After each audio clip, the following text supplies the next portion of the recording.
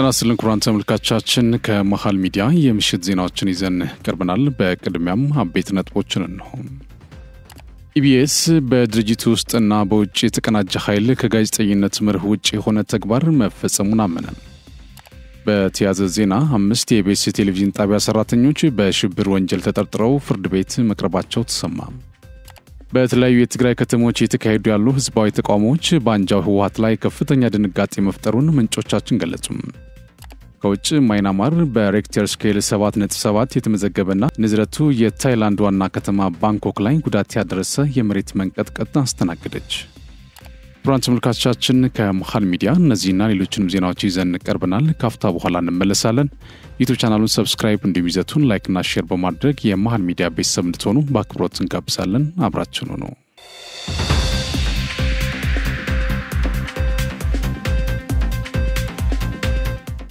በቅድሚያ የሲዳማ ብሔር የዘመን መለወጫ በዓል ፍቼ ጨምበላላ የአንድነታችን ወርቃማና ብርቱ ሀብል ነው ሲሉ ፕሬዝዳንት ታዬ አጽቀሥላሴ ገለጹ።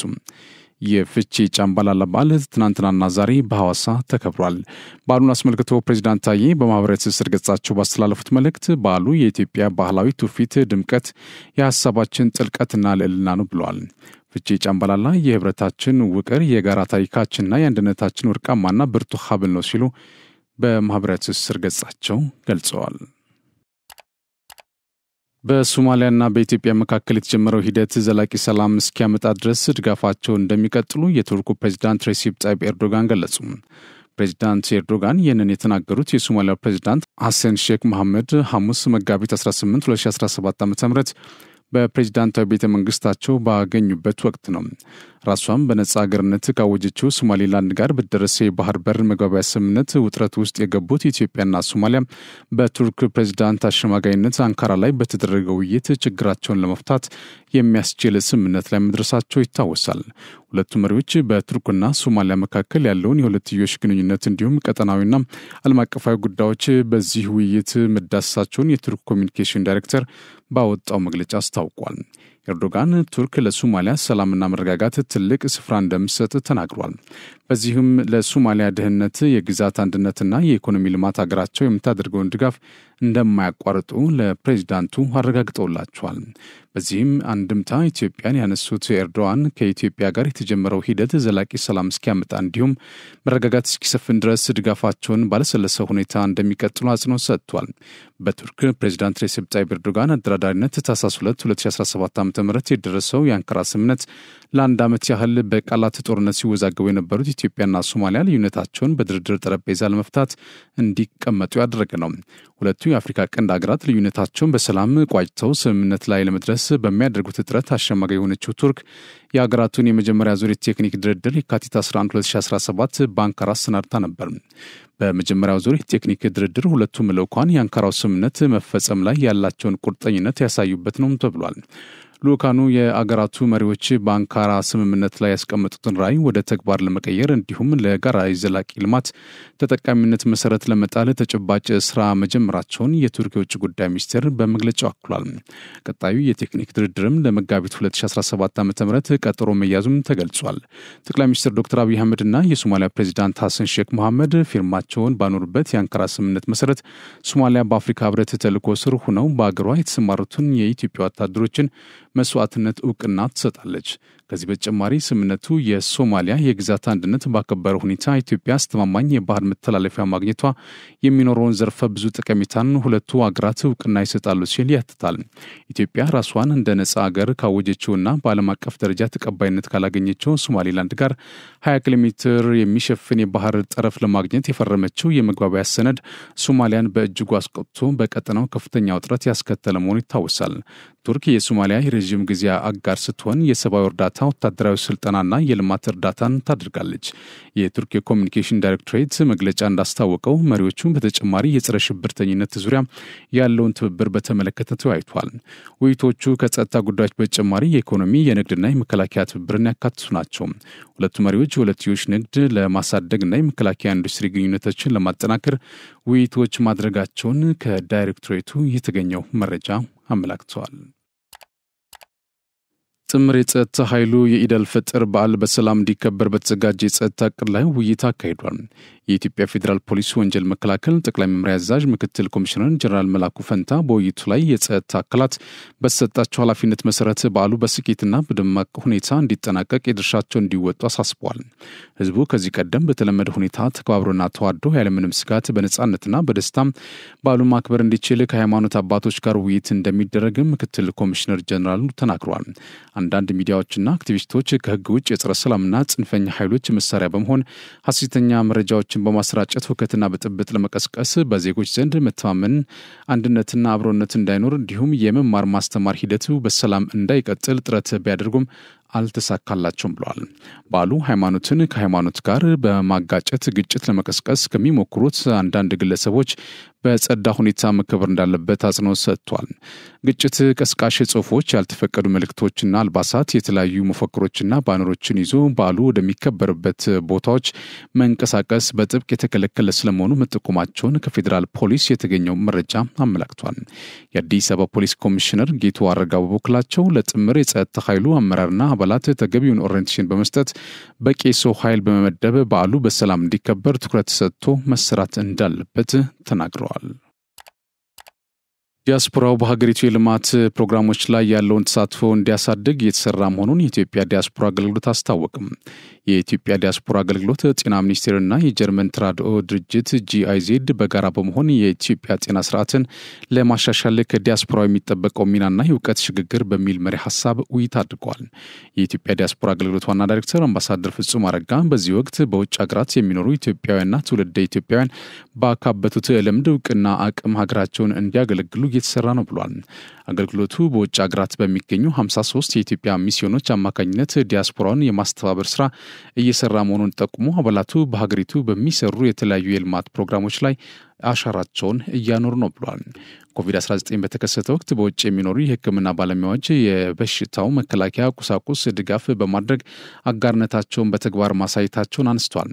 የጤና ሚኒስቴር አማካሪ ዶክተር አስቻለው ወርቅ በበኩላቸው የዲያስፖራ አባላት ከዚህ ቀደም በጤናው ዘርፍ በርካታ በጎ ተግባራት ማከናወናቸውን ገልጸዋል። በኢትዮጵያ የህፃናት ልብ ማዕከልና በአዲስ አበባ ዩኒቨርሲቲ ጥቁር አንበሳ ሆስፒታል የልብ ቀዶ ጥገና አገልግሎት እንዲሁም ለጤና ተቋማት የቁሳቁስ ድጋፍ ማድረጋቸውን አንስቷል። አባላቱ በሀገራችን ዘመናዊ የሕክምና ቴክኖሎጂ እንዲኖርና በውጭ ሀገር የሚሰጡ የሕክምና አገልግሎቶች ሀገር ውስጥ እንዲጀመሩ የላቀ ሚና መጫወታቸውን ጠቅሷል። የጀርመን ተራድኦ ድርጅት ፕሮግራም ቀረጻና ትግበራ ማናጀር ወይዘሮ አማን ወንድሰን በበኩላቸው በጀርመን የሚኖሩ ኢትዮጵያውያንን በማስተባበር ያካበቱትን ልምድና እውቀት እንዲያጋሩ እየሰሩ መሆናቸውን ገልጸዋል። ይህም በኢትዮጵያ በጀርመን መካከል ያለው ግንኙነት የሚያጠናክር ነው ያሉት። በአሜሪካ ሜሪላንድ የሚኖሩት ነርስ ብሌን ሽመልስ ባላቸው አቅም ልምድና ክህሎት ሀገራቸውን ለማገልገል ምቹ ሁኔታ መኖሩን የተረዱበት መድረክ መሆኑንም ገልጸዋል። በጀርመን የሚኖሩት ዶክተር አድራጀው ዋካ በኩላቸው ከሚኖሩበት ሀገር በመመላለስ የተለያዩ ዩኒቨርሲቲዎችን በሙያቸው እየደገፉ መሆናቸውን ተናግረዋል። መድረኩ ድጋፋቸውን አጠናክረው የሚቀጥሉበትና ለቀጣይ ስራ ግብዓት ያገኙበት መሆኑንም ጨምረው አብራርተዋል። የአማራ ክልል ርዕሰ መስተዳድር አቶ አረጋ ከበደ የተለያዩ ሹመቶችን ሰጥቷል። በዚህ መሰረት ዶክተር እሸቱ የሱፍ የአማራ ክልል ሰላምና ጸጥታ ቢሮ ኃላፊ፣ ኮሚሽነር ዘላለም መንግስቴ የአማራ ክልል ፖሊስ ኮሚሽነር፣ አቶ አስቻለ አላምሬ የአማራ ክልል ሚሊሻ ጽሕፈት ቤት ኃላፊ ሆነው ተሹመዋል። በሳውዲ አረቢያ በአስቸጋሪ ሁኔታ ውስጥ የነበሩ 3539 ኢትዮጵያውያን በዚህ ሳምንት ወደ ሀገራቸው ተመልሰዋል። በሳምንቱ ውስጥ ከተመለሱት መካከል 2999 ወንዶች፣ 501 ሴቶችና 39 ጨቅላ ህጻናት ሲሆኑ 105 ዕድሜያቸው ከ18 ዓመት በታች የሆኑ ታዳጊዎች ይገኙበታል። 50 ሺህ ዜጎችን ለመመለስ ታቅዶ ከመጋቢት 3 ቀን 2017 ዓ.ም ጀምሮ እየተሰራ ባለው ስራ እስካሁን 8917 ኢትዮጵያውያን ወደ ሀገራቸው መመለሳቸውን የሴቶችና ማህበራዊ ጉዳይ ሚኒስቴር መረጃ አመላክቷል። ሚኒስቴሩ ከሚመለከታቸው አካላት ጋር በመቀናጀት ለተመላሽ ዜጎች በአየር ማረፊያና በማቆያ ማዕከላት ተገቢውን ድጋፍና እንክብካቤ የማድረግና ከቤተሰብ ጋር የማቀላቀል ስራም እየሰራ እንደሚገኝ ገልጸዋል። የአፍሪካ አመራር ልህቀት አካዳሚ የሀገሪቱን አመራር ልህቀት ማዕከል መሆን የሚያስችለውን አሰራርና አደረጃጀት መፍጠር እንደሚገባው የሕዝብ ተወካዮች ምክር ቤት የሰው ሀብት ልማት ስራ ስምሪትና ቴክኖሎጂ ጉዳዮች ቋሚ ኮሚቴ አሳሰበ። ቋሚ ኮሚቴው የአፍሪካ አመራር ልቀት አካዳሚን ጎብኝቷል። በምልከታውም አካዳሚው ለሚያከናውናቸው የአመራር ልማት የጥናትና ምርምር እንዲሁም የአፍሪካ አመራር ልቀት ማዕከል ለመሆን ለሚያደርገው እንቅስቃሴ አቅሙን በሰው ኃይል በበጀትና በቴክኖሎጂ ተሟላ ማድረግ እንዳለበት ተመላክቷል።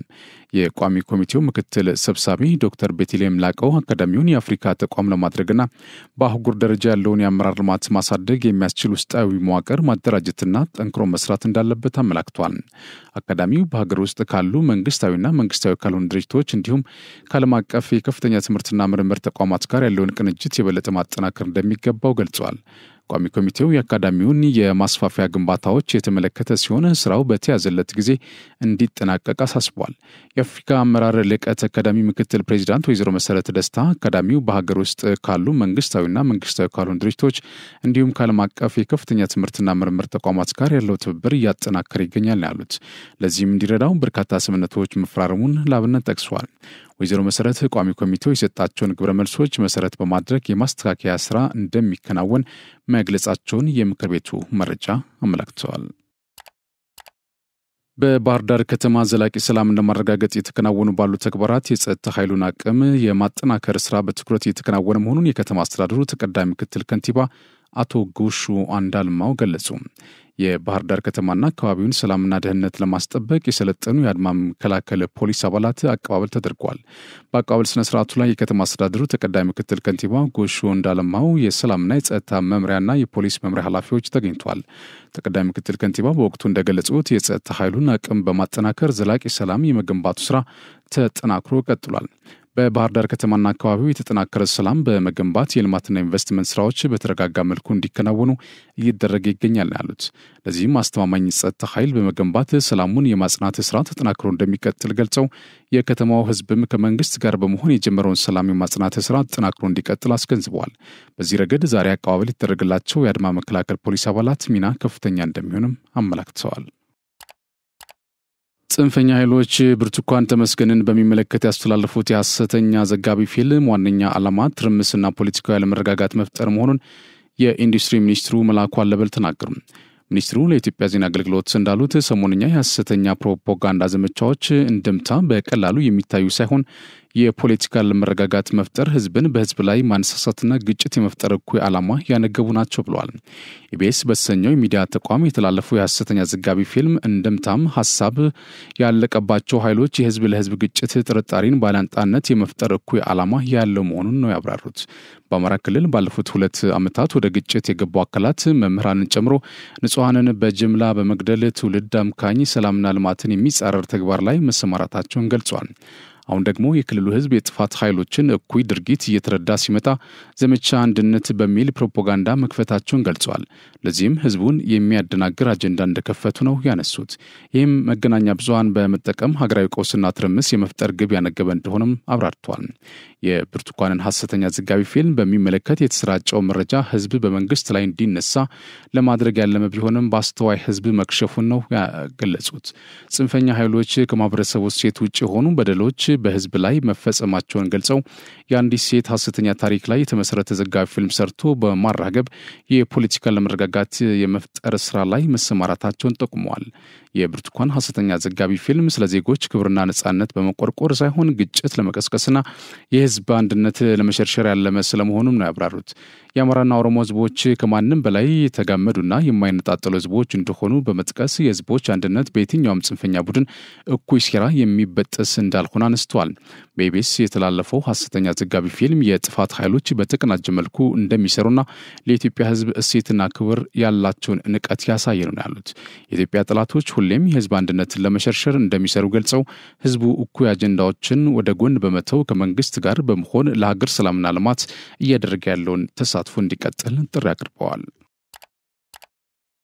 በተያዘ የአማራና የኦሮሞ ወንድም ህዝቦችን ወደ ግጭት ለማስገባት የሚደረጉ ሙከራዎችን በጋራ እንታገላለን ሲሉ የኢኖቬሽንና ቴክኖሎጂ ሚኒስትሩ ዶክተር በለጠ ሞላ ገለጹ። ሚኒስትሩ በኢቢኤስ ቴሌቪዥን በብርቱካን ተመስገን ዙሪያ የተሰራውን የተቀነባበረ ሐሰት ዘገባን በተመለከተ መግለጫ ሰጥቷል። በመግለጫቸውም ኢትዮጵያ የብዙ ብሔር ብሔረሰቦች ሀገር መሆኗን ገልጸው ሰላሟን የማይፈልጉ የውስጥና የውጭ ኃይሎች እንዳሉ ተናግረዋል። በብርቱካን ተመስገን ዙሪያ የቀረበው የሐሰት ዘገባ በአማራና ኦሮሞ ህዝቦች መካከል ግጭት ለመፍጠር የተጠነሰሰ ሴራ መሆኑን አብራርተው ሁለቱን ወንድም ህዝቦች ወደ ግጭት ለማስገባት የሚደረጉ ሙከራዎችን በጋራ እንታከላለን ብለዋል። ሰላም ለመፍጠር ሰላምን መሻት ብቻውን በቂ አይደለም ያሉት ሚኒስትሩ ከብሔር ብሔረሰቦች ጋር የተጠናከረ ግንኙነት መፍጠር እንደሚገባም ተናግረዋል። በኢትዮጵያ ሰላምና ልማት እንዳይመጣና ህዝቡ እረፍት እንዲያገኝ የማይነጥፍ አጀንዳ የሚወረውሩ የውጭና የውስጥ ኃይሎች መኖራቸውን ገልጸዋል። ከለውጡ በፊት በአማራና በኦሮሞ ህዝቦች መካከል ግጭት ለመፍጠር ኢኤንኤን በተባለ ሚዲያ የተላለፈ ግጭት ቀስቃሽ መልእክት እንደነበር አስታውሰው የዛሬው በሁለቱ ህዝቦች መካከል ያለውን ግንኙነት ለማሻከር የታቀደ ሴራ መሆኑን ጠቁመዋል። የአማራን ህዝብ በጭራሽ የማያበሩ አጀንዳዎች ውስጥ በማስገባት ጥያቄዎችን እንዲያቀርብ እያደረጉት መሆኑን አብራርተዋል። ይህን ደግሞ አንዳንዶቹ ባለማወቅ በየዋህነት ሌሎች ደግሞ አስበውበት አጀንዳ በመቅረጽ የሚከናወን መሆኑን ገልጸዋል። የብርቱካን ተመስገን ጉዳይም በሁሉም አቅጣጫ ሰላም እንዳይፈጠር የሚተጉ ኃይሎች ውጤት መሆኑን ገልጸው ህዝቡ በአግባቡ መርምሮ አቋም መያዝ እንዳለበት ነው የተናገሩት። ኢትዮጵያ ሰላም እንዳትሆንና ህዝብ እንዳይረጋጋ በየጊዜው ደራሽ አጀንዳዎች መፍጠር የአገር ክህደት መሆኑን አስረድተዋል። የብርቱካን ጉዳይም የዚህ አንድ መገለጫ መሆኑን ገልጸው የዚህ አይነት በርካታ ጉዳዮችን ነቅቶ መከታተል ይገባልም ነው ያሉት። ከዚሁ ጉዳይ ሰኖጣ የሴቶችና ህጻናትን ጾታዊ ጥቃትን ለመከላከል በሚያግዝና ይበልጡንም ከፍተኛ ቀውስ ለመፍጠሪያና ለፖለቲካ አጀንዳ መጠቀም ከሰዋዊ ባህሪ በተቃራኒው የቆመ ነው ሲሉ የሴቶችና ማህበራዊ ጉዳይ ሚኒስትር ዶክተር ኤርጎጌ ተስፋዬ ገለጹ። የሴቶችና ማህበራዊ ጉዳይ ሚኒስትር ዶክተር ኤርጎጌ ተስፋዬ በኢቢኤስ በተሰራጨው ሐሰተኛ የብርቱካን ተመስገን ድራማ ዙሪያ መግለጫ ሰጥቷል። በሴቶችና ህጻናት የሚደርስ ጾታዊ ጥቃት ከአካልና ስነ ልቦና ባለፈ በማህበረሰብ ላይ ከፍተኛ ጫና የሚያደርስ መሆናቸውን ጠቅሷል። የሴቶችና ህጻናት ጥቃትን አስመልክቶ የሚነሱ ጉዳዮችን በማህበራዊ ሚዲያ ማንሸራሸር መልካም ቢሆንም ነገር ግን ሐሰተኛ የሆኑና አሳሳች መረጃዎች እየታዩ ይገኛሉ ነው ያሉት። እነዚህ ለሰው ልጅ ስስ የልቦና ስሜት የቀረቡ መረጃዎች በመሆናቸው በጥንቃቄ መታየት አለባቸው ብለዋል። ከሰሞኑ ጥቃት እንደደረሰባት ተደርጎ በተሰራጨው ሐሰተኛ መረጃ ያልተገባ የፖለቲካ ጥቅም ለማግኘት የጾታ ጥቃትን እንደ ሽፋን መጠቀማቸውን እጅግ አሳፋሪ መሆኑንም አነስቷል። የሴቶችና የህፃናት ጾታዊ ጥቃትን ለመከላከል በሚያግዝና ይበልጡንም ከፍተኛ ቀውስ ለመፍጠሪያ እና ለፖለቲካ አጀንዳ መጠቀም ከሰዋዊ ባህሪ በተቃራኒው የቆመ መሆኑን አብራርተዋል።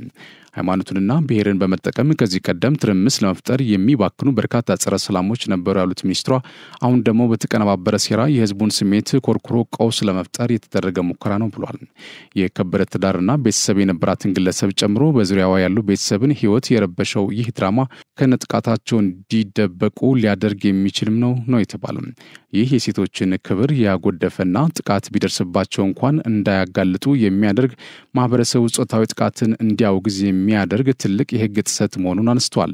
በዋና ዋና ሚዲያዎች የሴቶችን ጥቃት ለመከላከል መስራት ሲገባ በተቀነባበረ ሴራ በተተወነ ድራማ ህዝብን ማወክ እጅግ ኃላፊነት የጎደለው ተግባር መሆኑንም ጠቁመዋል። እንደ ሀገር ከማህበረሰብ ጀምሮ የተቋቋመ ግብረ ኃይል መኖሩንም ጠቁመዋል። ጥቃት ከመድረሱ በፊትም ሆነ ከደረሰ በኋላ ተገቢው እርምጃ እንዲወሰድ በየክልሉ የጥሪ ማዕከላት ተቋቁመው በመስራት ላይ መሆናቸውን ጠቅሷል። ጥቃት ለደረሰባቸው እህቶችም የህግ የስነ ልቦናና ሌሎች ድጋፎችን በማድረግ ጠንክረው ወደ ህይወታቸው እንዲመለሱ በትኩረት የተሰራ መሆኑን አንስተዋል።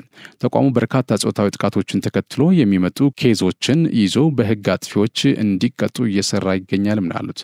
ማህበረሰቡ መረጃዎችን ከመቀበሉ በፊት ባንክሮ መመልከትና ማጤን እንዳለበት ያነሱት ሚኒስትሯ መገናኛ ብዙሃን ኃላፊነታቸውን በአግባቡ እንዲወጡ ጥሪ አቅርበዋል። ኢቢኤስ ቴሌቪዥን በብርቱካን ተመስገን ዙሪያ ላስተላለፈው ዶክመንተሪ ይቅርታ ጠይቋል። የኢቢኤስ ቴሌቪዥን ዋና ስራ አስፈጻሚ አማን ፍስሐ ጽዮን በሰጡት መግለጫ በድርጅቱ ውስጥ የተቀናጀ ኃይል ከጋዜጠኝነት መርህ ውጭ ጥፋት መፈጸሙን ገልጸዋል። ይህንንም አዘጋጆቹ ያለምንም የመረጃ ማጣራት ያከናወኑት መሆኑን አመላክተዋል። ድርጅቱ ባደረገው ማጣራትም ከባለ ጉዳዩ የተወሰዱ ማስረጃዎች በአዘጋጆቹ በቂ ማጣራት ያልተደረገባቸው መሆኑን ተገንዝበናል ያሉት ዶክመንተሪው የድርጅቱ ጋዜጠኞች መጠየቅ የነበረባቸው ጉዳዮች በአግባቡ ሳያከናውኑ የፈጸሙት መሆኑን አስረድተዋል። ዝግጅቱም ከማህበራዊ ገጽ ገጽ የወረደው በራሷ በብርቱካን ጥያቄ መሰረት መሆኑን ገልጿል። ግለሰቧ የሰጠቻቸው መረጃዎች ለማጣራት ባደረጉት ጥረትም መረጃዎቹ ሐሰት ሆነው መገኘታቸውን ተናግረዋል። ኢቢኤስ ቴሌቪዥን በዶክመንተሪው ምክንያት ለፈጠረው ችግር መላ ኢትዮጵያውያንን ይቅርታ ይጠይቃል ብሏል። ጣቢያው የተፈጠረውን ስህተት እንደሚያምንና በጉዳዩ በተሳተፉ አካላት ላይ እርምጃ እንደሚወስድም ገልጿል። በመግለጫቸው በድርጅቱ ውስጥና በውጭ የተቀናጀ ኃይል ከጋዜጠኝነት መርህ ውጭ ሆነ ተግባር ተፈጽሟል፣ ይህም ሊስተካከል ይገባል ያሉት የዶክመንተሪው አዘጋጆች ያለ በቂ መረጃ ማጣራት ያከናወኑት ተግባር መሆኑን ገልጸው ዝግጅቱ ከማህበራዊ ትስስር ገጽ የወረደው በራሷ በብርቱካን ጥያቄ መሰረት መሆኑን አረጋግጠዋል። አቶ አማን ኢቢኤስ ቴሌቪዥን በዶክመንተሪው ምክንያት ለተፈጠረው ችግር በይፋ ይቅርታ ጠይቀዋል። እንደሚከተለው ይቀርባል። ውሸት ታሪክ ለህብረተሰብ እንዲደርስ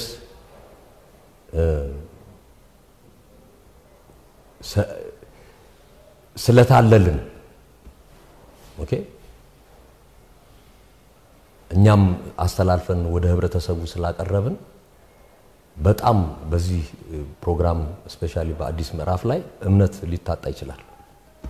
ምክንያቱም ህብረተሰብ ራሱ ይረዳቸዋል እነዚህን ግለሰቦች ኦኬ እና ይሄ ከዚህም አልፎ የቤዚክ የሆኑ የጋዜጠኛ ሙያዎች ራሱ ሲተላለፉ ከኤዲቶሪያል ፖሊሲያችንም ሲወጡ ኮንትሮል ያደረግንበትም ሜካኒዝም ጥያቄ ላይ ገብቷል።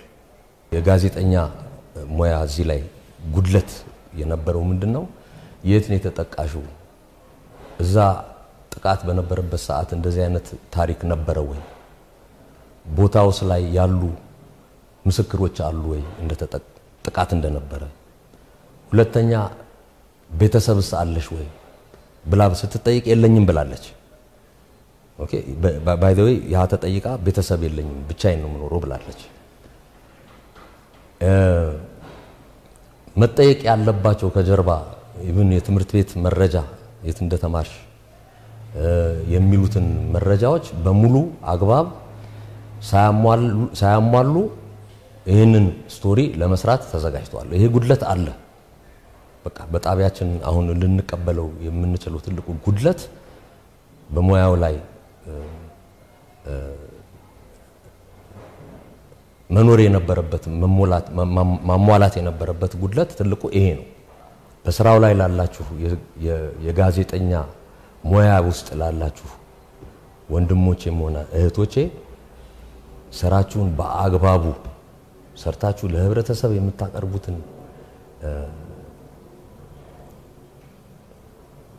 መረጃ ሙሉ በሙሉ ከጀርባ ያለውን መረጃ አጣርታችሁ እንድታቀርቡ እማጸናለሁ። እንደኛ እንዳትሳሳቱ። ምክንያቱም አንድ እንደዚህ ትንሽ የታሰበ ታሪክ አገር ሊያጠፋ ይችላል።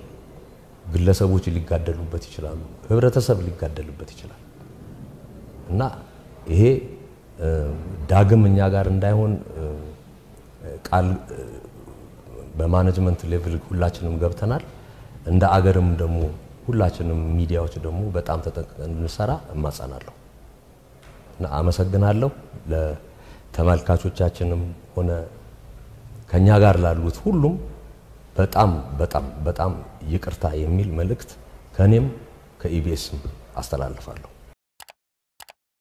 በሌላ ዜና 5 የኢቢኤስ ቴሌቪዥን ጣቢያ ሰራተኞች በሽብር ወንጀል ተጠርጥረው ፍርድ ቤት መቅረባቸው ተሰማ። የፌዴራል ፖሊስ በሽብር ወንጀል ጉዳይ ጠርጥሬያቸዋለሁ ያላቸውን 5 የኢቢኤስ ቴሌቪዥን ጣቢያ ሰራተኞችን በዛሬው ዕለት ፍርድ ቤት አቅርበዋል።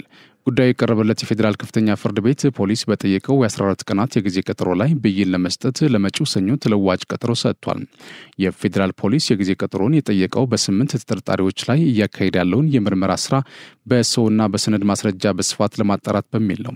ከ8 ተጠርጣሪዎች ውስጥ ባለፈው ሳምንት እሁድ በኢቢኤስ ቴሌቪዥን ጣቢያ በተሰራጨ ዝግጅት ላይ የሐሰት ታሪኳ ቀርቧል የተባለውን ብርቱካን ተመስገን ትገኝበታለች ብሏል እንደ ምንጮቻችን ገለጻ። በኦሮሚያ ክልልም ሰላሌና አካባቢ ሲንቀሳቀስ የነበረው የኦነግ ሸኔ ታጣቂ ሰላም ይሻለኛል በማለት እጁን ከነትጥቁ ለመከላከያ ሰራዊትና ለክልሉ መንግስት አስረክቧል። የሸኔ ቡድን ከሰሞኑ በጅቡቲ መስመር ለመዝጋት ባደረገው እንቅስቃሴ በመከላከያ ሰራዊት እርምጃ እንደተወሰደበትና በአንድ ቀን ውስጥ 2 ጊዜ በተለያየ አቅጣጫ እንደተደመሰሰ ይታወቃል። ይህን ተከትሎም ቡድኑ በሰላማዊ መንገድ ትግል ለማድረግ በርከት ያለ ቁጥር ያላቸው አባላቱ እጃቸውን ለመከላከያ ሰራዊት እየሰጡ መሆኑን ለማወቅ ተችሏል። የዛሬው የሸኔ አባላት እጅ የሰጡ ቁጥር በርከት ያሉ ሲሆን የሰላም ጥሪውንም ለጓዶቻቸው አስተላልፈዋል። በተለያዩ የትግራይ ከተሞች የተካሄዱ ያሉ ህዝባዊ ተቃውሞዎች በአንጃው ህወሓት ላይ ከፍተኛ ድንጋጤ መፍጠሩን ምንጮቻችን ገለጹ።